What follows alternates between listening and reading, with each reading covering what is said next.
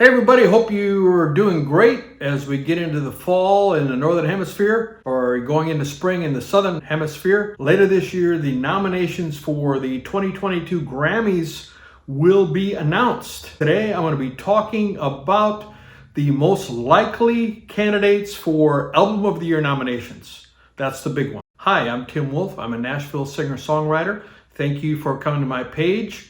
You can listen to some of my music down below. There's a bit.ly link where you can listen to my music, and you also can download 10 of my songs for free. I appreciate it very much. Don't forget to subscribe to my channel and hit that notification bell to be notified when new videos are uploaded. Thank you very much. So in April, the Recording Academy, the organization that puts out the Grammys, made a bombshell announcement that they were disbanding the committees that they've been using to decide what the nominations were for the top 4 categories. And instead, because of a lot of criticism, there was a lot of criticism that they were overlooking some certain genres, even overlooking certain ethnicities. African Americans were not being recognized enough, and a lot of criticism. Women were not being recognized enough. So they tried to respond to that. After about 20 years using the committees, they had used the direct voting before, and they were criticized for that. So they went to committees, and the committees apparently didn't work out. And so in April, they disbanded the committees. In 2020, there were 1,225 albums that were submitted for nominations. Based on the votes of the Recording Academy, it got narrowed down to the top 20, and those 20 were then sent to the committee, and they decided which were the top ones that were getting nominated.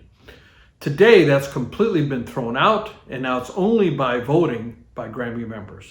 So it's a completely different system, and we'll see what comes out. But we can still prognosticate and try to anticipate who's going to be nominated. So in no particular order other than alphabetical, these are the most likely candidates to get Album of the Year nominations. Billie Eilish, Happier Than Ever.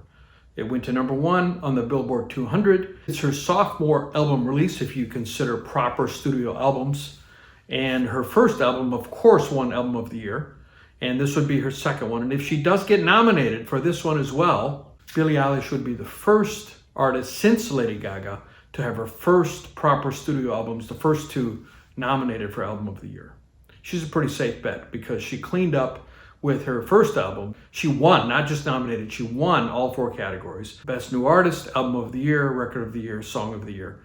And that hadn't been done since Christopher Cross days back in the 80s or 90s. Early 90s, late 80s. And so she cleaned up, and then she won also, I think it was Song of the Year again in last year's Grammys. She's a sweetheart of the Academy.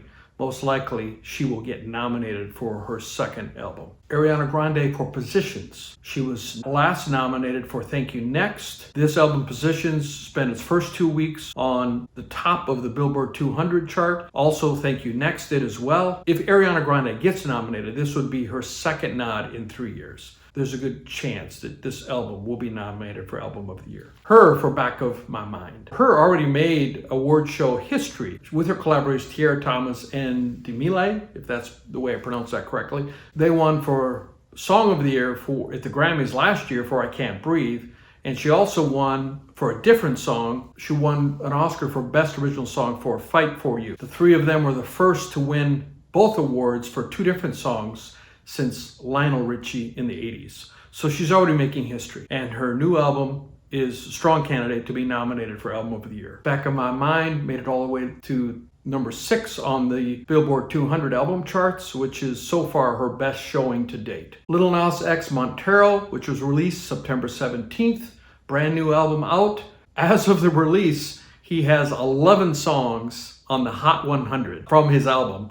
And he posted on his Instagram either today or yesterday, I'm the best showing for a one-hit wonder, because of course he had Old Town Road, which many said that would be a one-hit wonder. He has capitalized on that, and he's already actually been, even though this was his first proper studio album, first release, he had an EP that came out 2 years ago, and that EP was also nominated for Album of the Year. So even before he's gotten out of the gate with his first studio album, he was nominated. So the chances are pretty good that Lil Nas X will be nominated for Album of the Year for his album Montero.